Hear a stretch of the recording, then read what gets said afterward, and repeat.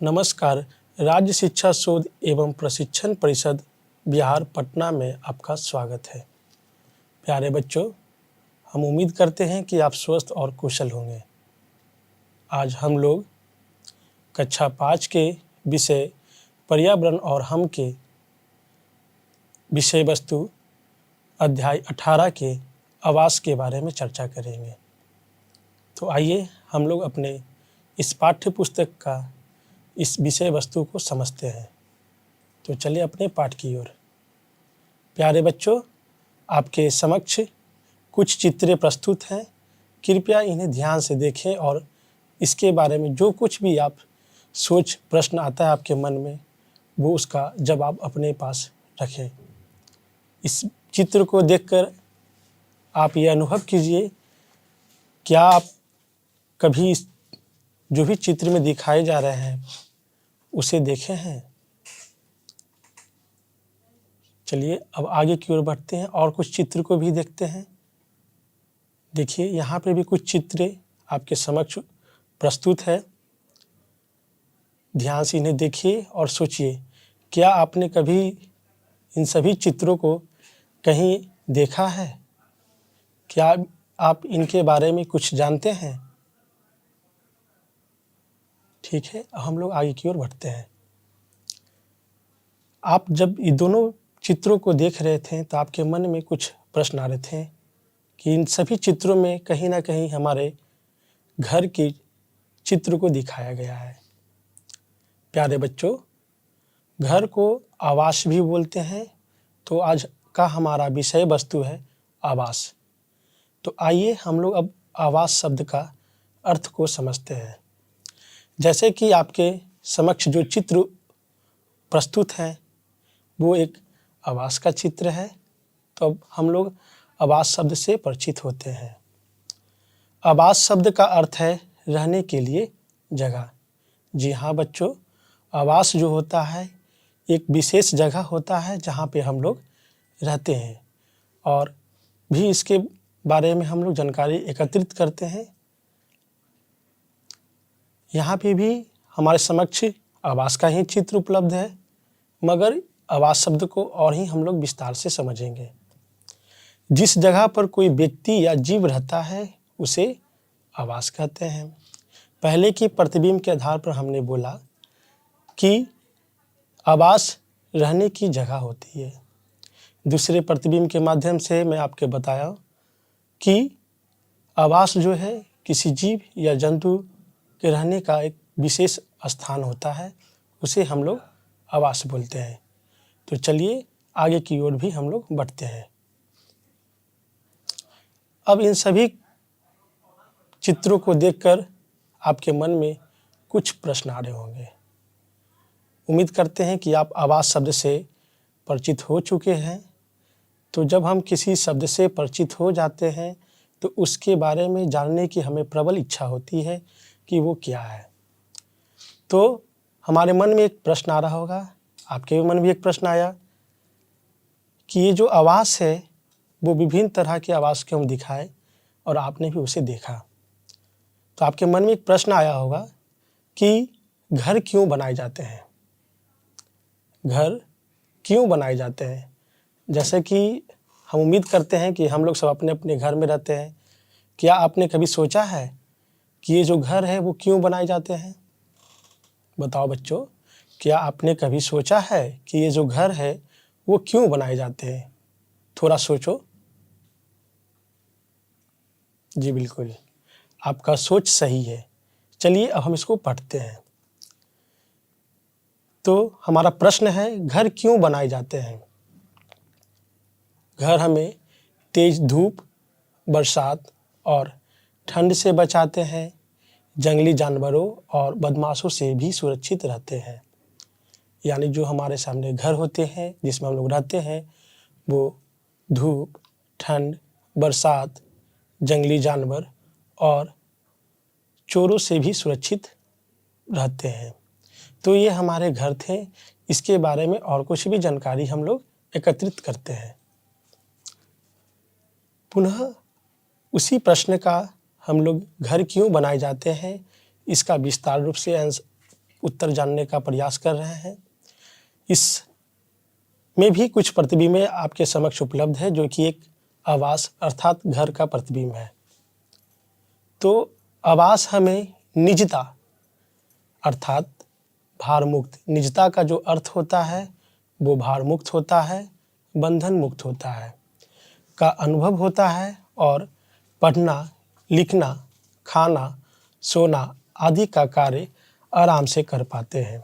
प्यारे बच्चों, जो हमारा घर होता है उसमें हम लोग बड़े ही आराम से सहज रूप से रहते हैं और सबसे अहम बात ये होती है कि हम घर में निजता अर्थात बंधन मुक्त महसूस करते हैं, क्योंकि हम लोग कहीं भी किसी कार्य से बाहर जाते हैं तो उस परिस्थिति के अनुसार हमें उस कार्य के लिए बदलना पड़ता है।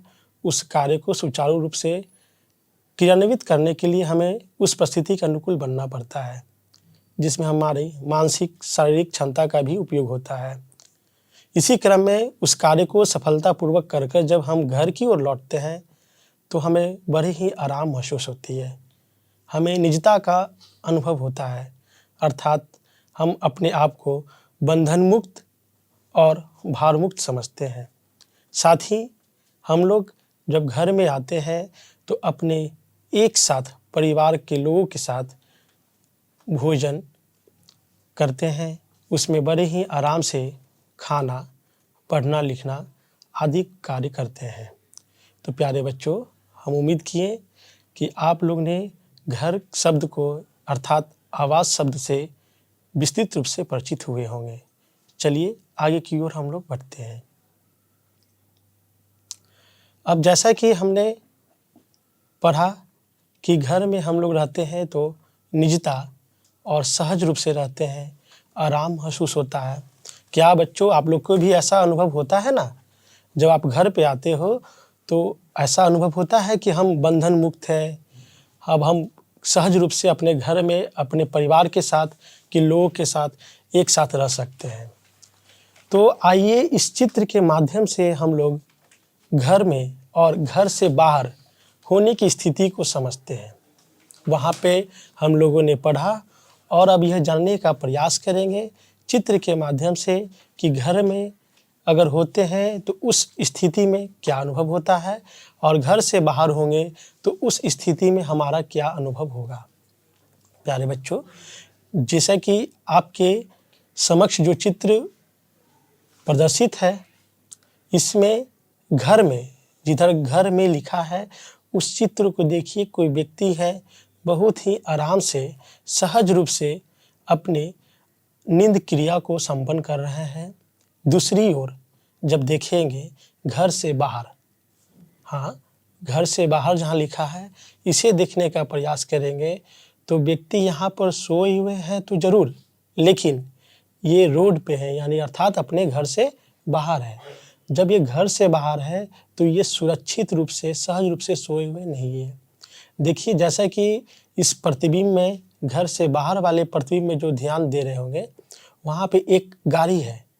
वो गाड़ी किसी भी समय अनियंत्रित हो सकता है, जिससे हमारा जीवन असुरक्षित हो जाएगा। तब इस चित्र के माध्यम से भी हमें यह पता होता है कि घर के स्थिति में और बाहर की स्थिति में कार्य संपन्न करने में हमें क्या महसूस होता है, क्या कठिनाइयाँ उत्पन्न हो सकती है, ये चीज़ के बारे में हम लोग जानकारी लिए। तो आइए अब अगले चित्र के माध्यम से भी हम लोग ये जानने का प्रयास करेंगे कि घर के, जब हम लोग घर में रहते हैं और जब हम लोग घर से बाहर रहते हैं तो उस स्थिति में क्या होता है। अब हमारे सामने घर में और घर से बाहर होने की स्थिति में जो कार्य यहाँ पे किया जा रहा है वो पढ़ने का कार्य किया जा रहा है। जी हाँ बच्चों, जो भी यहाँ पर कार्य संपन्न किया जा रहा है वो पढ़ने का कार्य संपन्न किया जा रहा है। स्थिति यही है कि एक में हम घर में हैं और दूसरे में हम घर से बाहर हैं। तो जिधर घर में लिखा है उसे नीचे देखिए कि वो अध्ययन कर रहे हैं, अर्थात पढ़ाई कर रहे हैं। आप लोग भी बच्चों घर पे पढ़ाई करते हैं ना? हाँ, बिल्कुल। तो आप लोग भी जब घर पे पढ़ते होंगे तो इसी तरह से सहज रूप से पढ़ते होंगे। अब जरा सोचो कि हम जब घर से बाहर पढ़ने के लिए चले जाएं तो क्या होगा। जी हाँ बच्चों, घर से बाहर होने की स्थिति में आप ये देखने का प्रयास कि व्यक्ति वहां भी पढ़ रहा है लेकिन संतुलित अवस्था में नहीं पढ़ रहा है। वहां पे उस स्थिति के वातावरण के अनुसार वो जगह सही नहीं है, इसलिए वह व्यक्ति परेशान अवस्था में है। प्यारे बच्चों, जब आप घर पे भी पढ़ते होंगे तो आप इसी तरीका से सहज रूप से रहते होंगे। अध्ययन करने में मन लगता होगा, आपको शांत वातावरण मिलता होगा, सुरक्षित वातावरण मिलती होगी जिसमें बेसभी कार्य आप संपन्न कर सकते हैं। उसी स्थिति में जब आप घर से बाहर के अनुभव करते हैं, आप ही सोचो अगर घर से बाहर आप कॉपी लेके चले जाओ, किताब लेके पढ़ने चले जाओ, क्या बाहर की स्थिति आपको प्रभावित नहीं करेगी? जी हाँ, बिल्कुल प्रभावित करेगी।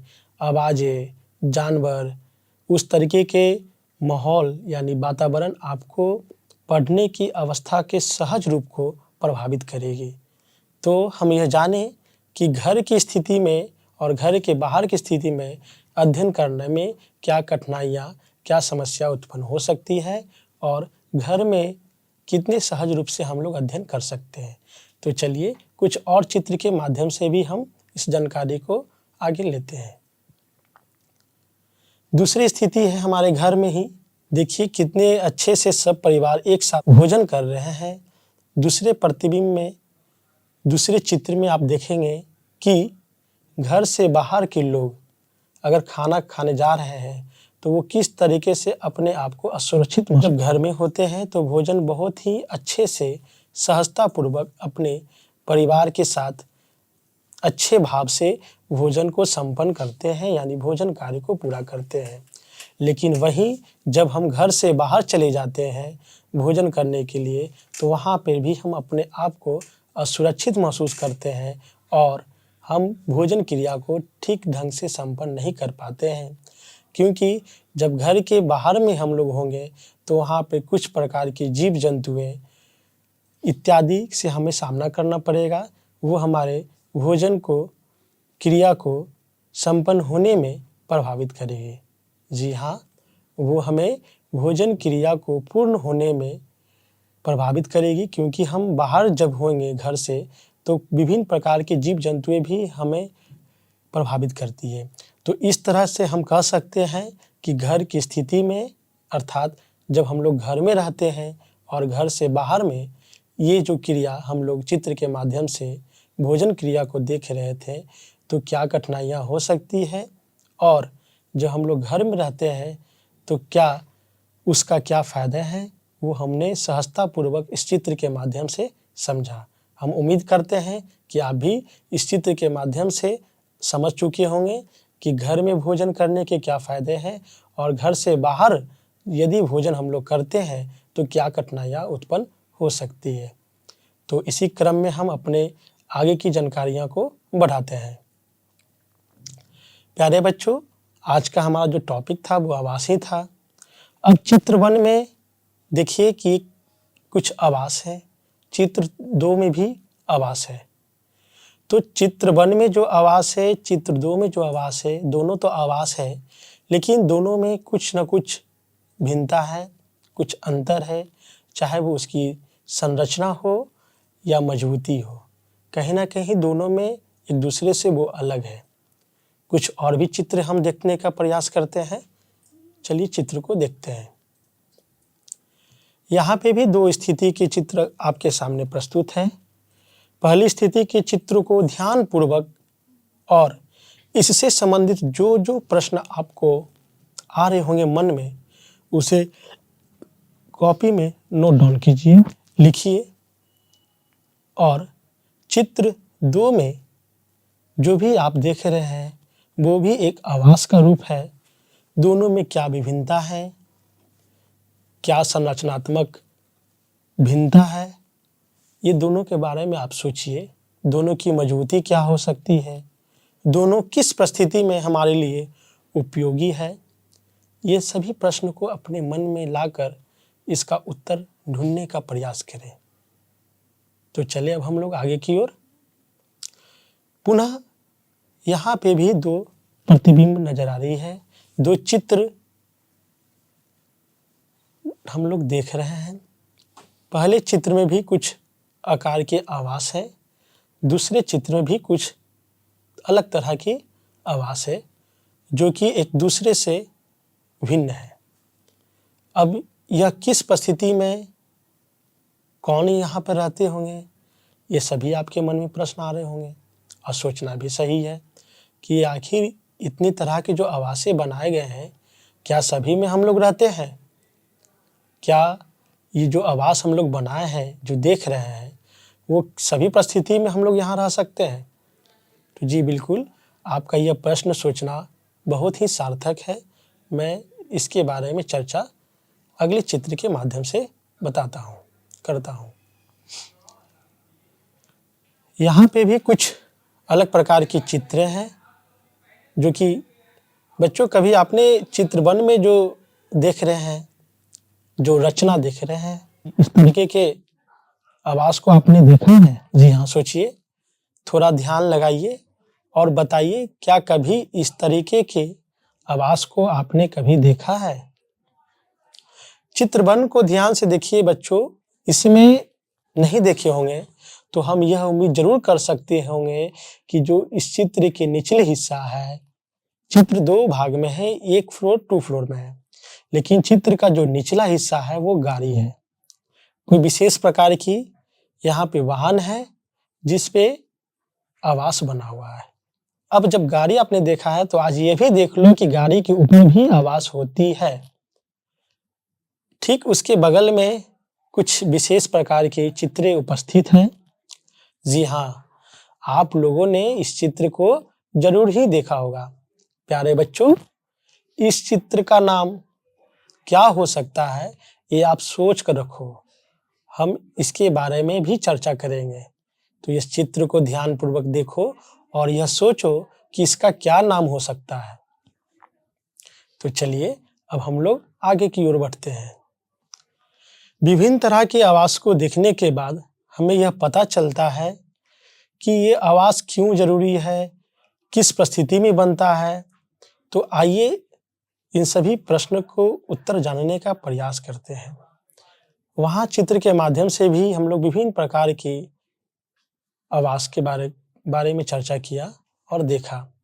आपके समक्ष यहाँ भी 2 तरह की चित्र उपस्थित है, प्रस्तुत है। अब इसके बारे में हम लोग कुछ जानकारी को इकट्ठा करते हैं।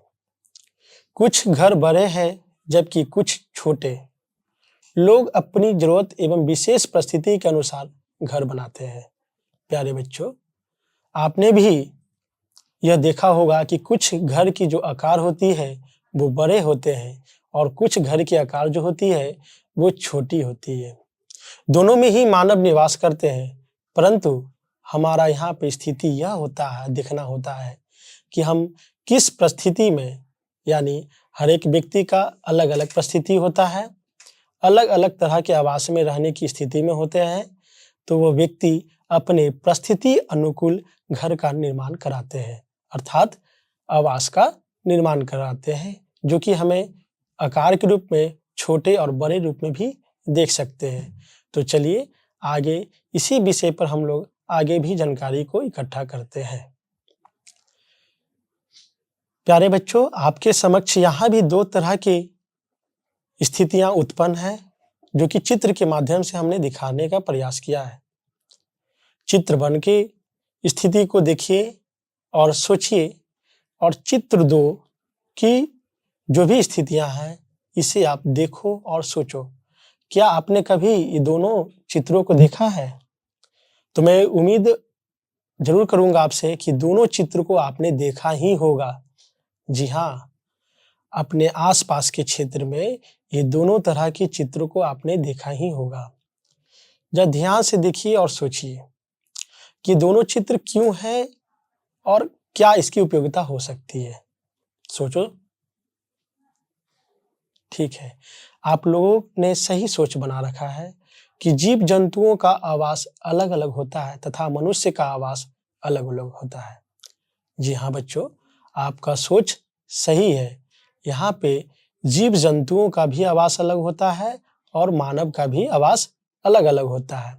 यहाँ पे दो स्थितियां उत्पन्न हैं जो प्रथम चित्र के माध्यम से चित्र वन में दिखाया गया है, जो कि पक्की मकान कह सकते हैं हम लोग इसको, ईंट की मकानें हैं, तो इसमें मानव निवास करेंगे।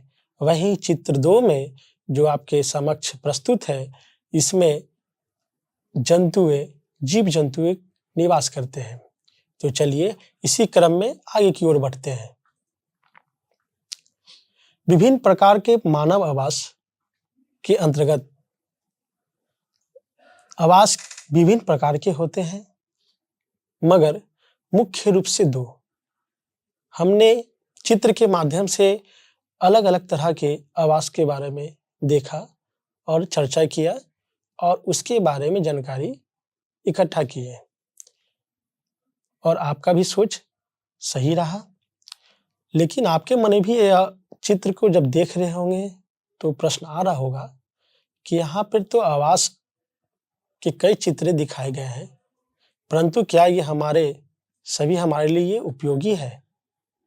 तो अब हम लोग चर्चा करते हैं कि जो भी विभिन्न प्रकार की चित्र देखे हैं, उसकी क्या स्थितियां हो सकती है, उसे क्या नाम दे सकते हैं, वो कितने प्रकार का हो सकता है, इस सभी के बारे में जानकारी इकट्ठा करने हेतु आगे की ओर बढ़ते हैं।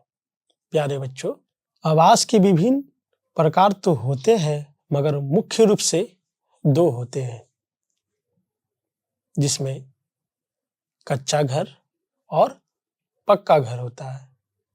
तो अब चलिए हम लोग आगे की ओर बढ़ते हैं और कच्चा घर और पक्का घर को समझने का प्रयास करते हैं। प्यारे बच्चों, सबसे पहले आप ये देखो कि आपके समक्ष जो चित्र प्रस्तुत है, इसे तो आपने देखा ही होगा। जी हाँ, इसका नाम है कच्चा घर। और ये कच्चा घर क्या होता है, अब इसके बारे में हम लोग समझते हैं। तो मिट्टी, फूस, बांस, लकड़ी, पत्थर, पत्ते और बिना पकी ईंटों से बने घरों को कच्चा घर कहते हैं। प्यारे बच्चों, मिट्टी, फूस, बांस, लकड़ी, पत्थर, पत्ते और बिना पकी ईंटों, मिट्टी से तो आप परिचित होंगे, फूस से भी आप परिचित होंगे, और बांस को भी आपने देखा होगा और लकड़ी को भी आपने देखा होगा, यहाँ तक कि पत्थर और पत्ते को भी देखा होगा।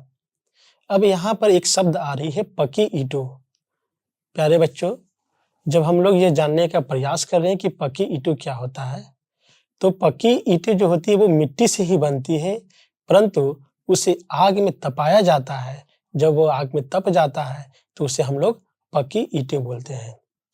तो कच्चा घर जो होता है वो मिट्टी, फूस, घास और बिना पक्की ईंटों के सहारे से बने होते हैं। तो अब और भी जानकारियां हम लोग इकट्ठा करते हैं। कच्चे घरों को अस्थायी आवास भी कहा जाता है। यह आमतौर पर गांवों और छोटे इलाकों में पाए जाते हैं। प्यारे बच्चों, यहाँ ध्यान से देखो, यहाँ पे भी चित्र दिखाए गए हैं जिसमें फूस के ऊपर झोपड़ी बना हुआ है, कच्ची अर्थात मिट्टी और ईंट के सहारे से यहाँ पे दीवारें बने हुए हैं। तो ये हमारा कच्चा घर है जो कि अस्थायी आवास होता है, और यह आमतौर पर गांवों और छोटे इलाकों में पाए जाते हैं। तो उम्मीद करते हैं कि आपने कच्चे आवास के बारे में जानकारियां को अच्छे ढंग से समझ लिए होंगे। अब बारी है पक्के आवास के बारे में जानने की। तो चलिए अब हम लोग पक्के आवास की ओर चलते हैं। पक्का आवास, अब चित्र में देखो, बहुत ही सुंदर चित्र आपके समक्ष उपस्थित है, जो कि आवास का चित्र है। इसका नाम है पक्का घर।